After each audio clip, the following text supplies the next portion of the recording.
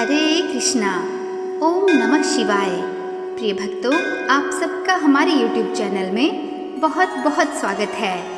आज मैं आपको वैशाख मास में सुनी जाने वाली अत्यंत कल्याणकारी वैशाख माह महात्म्य के तीसरे अध्याय की कथा का श्रवण कराने जा रही हूँ। आप सभी इस कथा को बड़ी श्रद्धा तथा प्रसन्न चित्त मन से सुनिएगा। कथा अनुसार नारद जी कहते हैं कि एक समय विदेहराज जनक के घर दोपहर के समय श्रुतदेव नाम से विख्यात एक श्रेष्ठ मुनि पधारे, जो वेदों के ज्ञाता थे। उन्हें देखकर राजा बड़े उल्लास के साथ उठकर खड़े हो गए और मधुपर्क आदि सामग्रियों से उनकी विधि पूर्वक पूजा करके राजा ने उनके चरणोदक को अपने मस्तक पर धारण किया। इस प्रकार स्वागत सत्कार के पश्चात जब वे आसन पर विराजमान हुए, तब विदेहराज के प्रश्न के अनुसार वैशाख मास के महात्म्य का वर्णन करते हुए वे इस प्रकार बोले।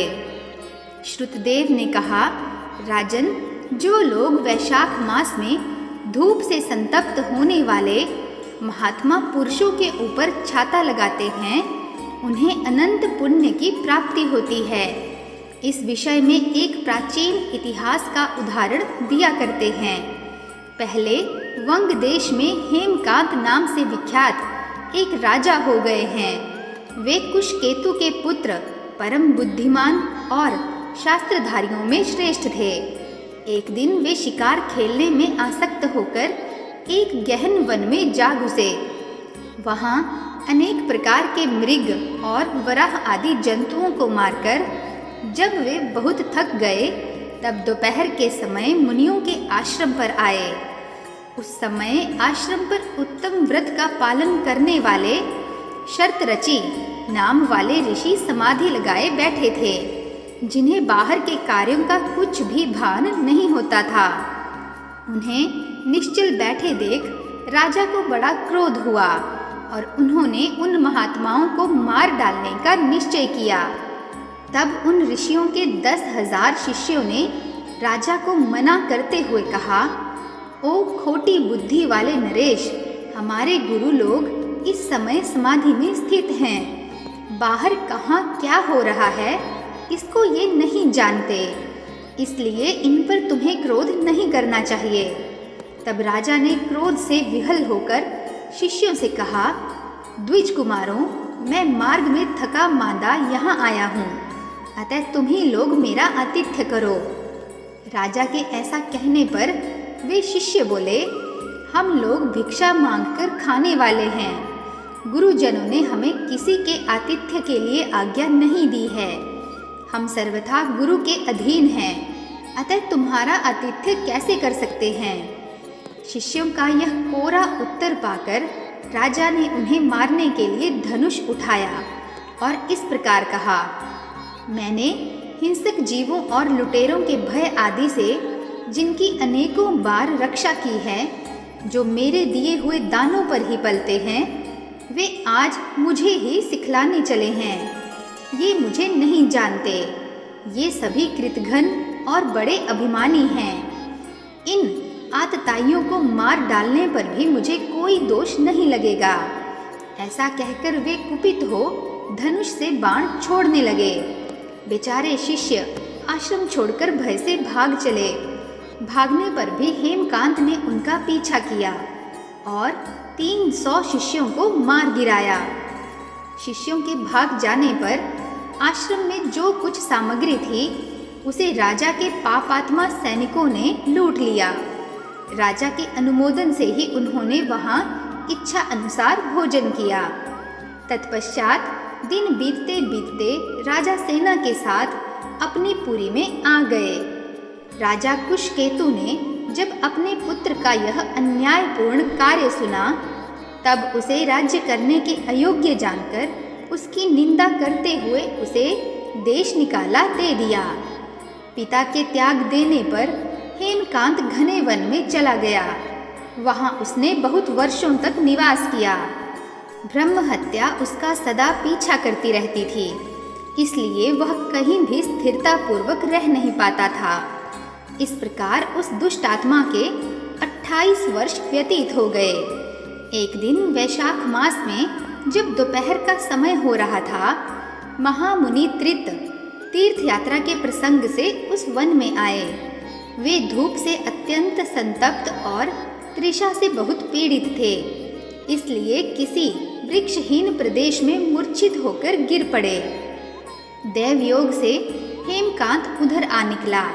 उसने मुनि को प्यास से पीड़ित, मूर्छित और थका मांदा देख उन पर बड़ी दया की।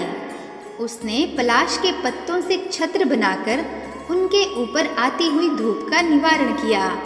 वह स्वयं मुनि के मस्तक पर छाता लगाए खड़ा हुआ और तुम्बी में रखा हुआ जल उनके मुंह में डाल दिया। इस उपचार से मुनि को चेत हो आया और उन्होंने क्षत्रिय को दिए हुए पत्ते के छाते को लेकर अपनी व्याकुलता दूर की। उनकी इंद्रियों में कुछ शक्ति आई और वे धीरे धीरे किसी गांव में पहुंच गए। उस पुण्य के प्रभाव से हेमकांत की 300 ब्रह्म हत्याएं नष्ट हो गई। इसी समय यमराज के दूत हेमकांत को लेने के लिए वन में आए। उन्होंने उसके प्राण लेने के लिए संग्रहणी रोग पैदा किया। उस समय प्राण छूटने की पीड़ा से छटपटाते हुए हेमकांत ने 3 अत्यंत भयंकर यमदूतों को देखा, जिनके बाल ऊपर की ओर उठे हुए थे। उस समय अपने कर्मों को याद करके वह चुप हो गया। छत्रदान के प्रभाव से उसको भगवान विष्णु का स्मरण हुआ। उसके स्मरण करने पर भगवान महाविष्णु ने विश्वक्सेन से कहा, तुम शीघ्र जाओ, यमदूतों को रोको, हेमकांत की रक्षा करो। अब वह निष्पाप एवं मेरा भक्त हो गया है। उसे नगर में ले जाकर उसके पिता को सौंप दो। साथ ही मेरे कहने से कुशकेतु को यह समझाओ कि तुम्हारे पुत्र ने अपराधी होने पर भी वैशाख मास में छत्रदान करके एक मुनि की रक्षा की है।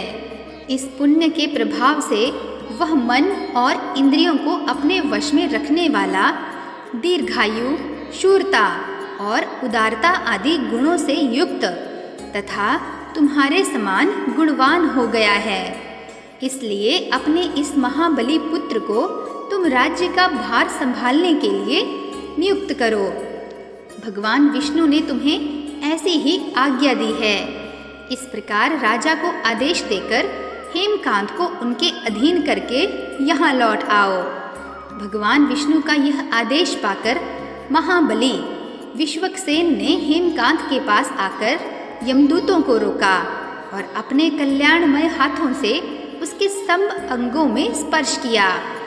भगवत भक्त के स्पर्श से हेमकांत की सारी व्याधि क्षण भर में ही दूर हो गई। तदनंतर विश्वक्सेन उसके साथ राजा की पुरी में गए। उन्हें देखकर महाराज कुशकेतु ने आश्चर्ययुक्त हो भक्ति पूर्वक मस्तक झुकाकर पृथ्वी पर साष्टांग कर घर में प्रवेश कराया। वहाँ नाना प्रकार के स्तोत्रों से इनकी स्तुति तथा वैभवों से उनका पूजन किया। तत्पश्चात महाबली विश्वक्सेन ने अत्यंत प्रसन्न होकर राजा को हेमकांत के विषय में भगवान विष्णु ने जो संदेश दिया था वह सब कह सुनाया। उसे सुनकर कुशकेतु ने पुत्र को राज्य पर बिठा दिया और स्वयं विश्वक्सेन की आज्ञा लेकर उन्होंने पत्नी सहित वन को प्रस्थान किया। तदनंतर महामना विश्वक्सेन हेमकांत से पूछकर और उसकी प्रशंसा करके श्वेत द्वीप में भगवान विष्णु के समीप चले गए। तब से राजा हेमकांत वैशाख मास में बताए हुए भगवान की प्रसन्नता को बढ़ाने वाले शुभ धर्मों का प्रतिवर्ष पालन करने लगे। वे ब्राह्मण भक्त, धर्मनिष्ठ, शांत, जितेंद्रिय, सब प्राणियों के प्रति दयालु और संपूर्ण यज्ञों की दीक्षा में स्थित रहकर सब प्रकार की संपदाओं से संपन्न हो गए। उन्होंने पुत्र पौत्र आदि के साथ समस्त भोगों का उपभोग करके भगवान विष्णु का लोक प्राप्त किया। वैशाख सुख से साध्य अतिशय पुण्य प्रदान करने वाला है। पाप रूपी ईंधन को अग्नि की भांति जलाने वाला, परम सुलभ तथा धर्म, अर्थ, काम और मोक्ष चारों पुरुषार्थों को देने वाला है। तो प्रिय भक्तों, आप सब भी प्रेम से बोलिए ओम नमो भगवते वासुदेवाय। आशा करती हूँ कि मेरे द्वारा सुनाई गई यह कथा आपको अत्यंत पसंद आई होगी। यदि आपको यह कथा पसंद आई हो तो चैनल को लाइक, शेयर तथा सब्सक्राइब अवश्य कीजिएगा तथा कमेंट्स में जय श्री कृष्णा अवश्य लिखिएगा।